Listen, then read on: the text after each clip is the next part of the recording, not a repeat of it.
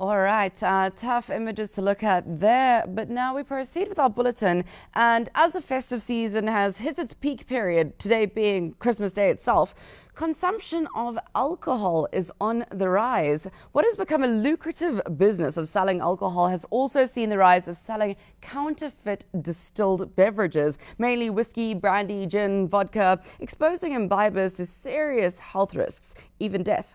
This has led to awareness campaigns through newspaper headlines and various media being carried out. To delve deeper into this and unpack this and protect our imbibing public, we've invited expert Phil Chard to elaborate more on the dangers we face from buying counterfeit alcohol. Good morning to you, Phil. Nice to have you on set. Morning. Merry Christmas. Thanks Merry for having Christmas! It's very exciting. Where's your hat? I was promised one. It was not given to me. Really? Throw us a hat. We need a hat for our guest. It's on your right. There we go. Awesome. There we go. Yay. Perfect. There we go.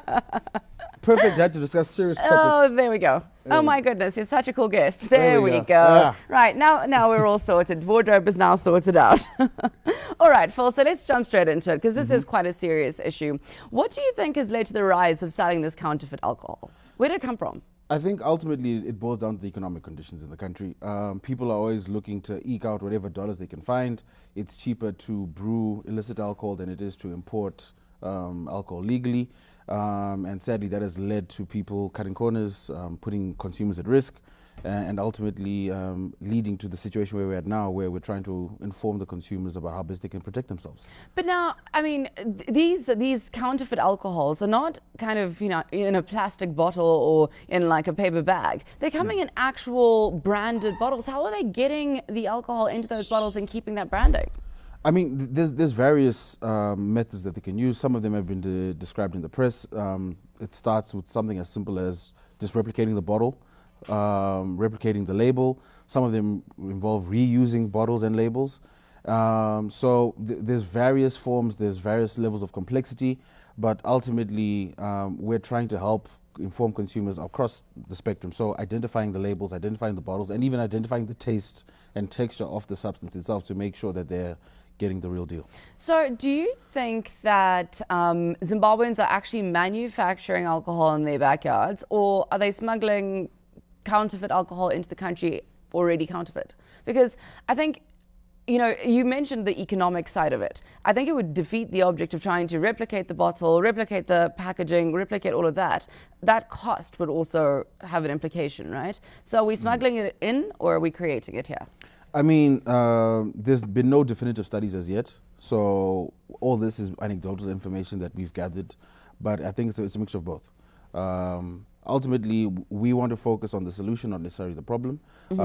There are people who are doing both of those scenarios that you described, so it's important that consumers understand how to protect themselves in the best way possible. Absolutely. Now, are there any specific brands or main brands that you think have been affected by this? I think with the work that I've been doing and the work that we're hopefully doing with consumer protection organizations in the coming weeks, we're mainly looking at protecting Jameson. It's proven to be a very popular brand within the market, and where the popularity follows, so do the counterfeiters. Now, okay, so you did speak about protecting the consumer. How do we tell the difference? Because I mean, if it looks like a chicken and it clucks, it's a chicken.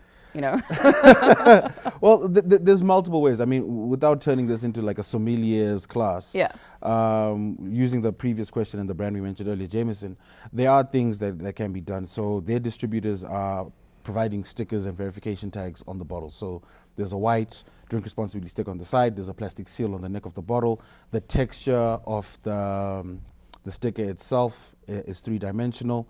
You then also have a holographic sticker on the back that takes you to a web page with a QR code that allows you to verify whether or not this bottle is original.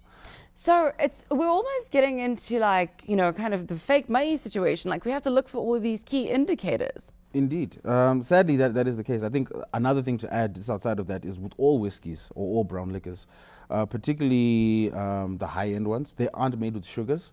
So even if someone brings you a bottle that's already been opened, there's simple ways you can do to check this. Dipping your two fingers into the glass and rubbing them against each other.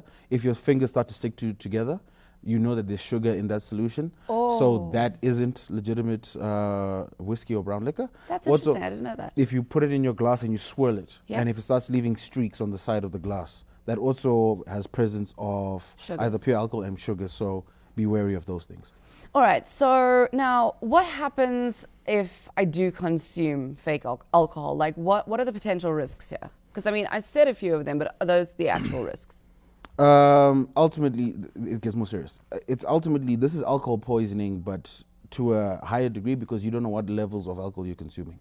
So we're talking cancer, we're talking liver diseases, we're in extreme cases, death, hair loss, loss of consciousness, Whoa. disorientation, loss of bladder control.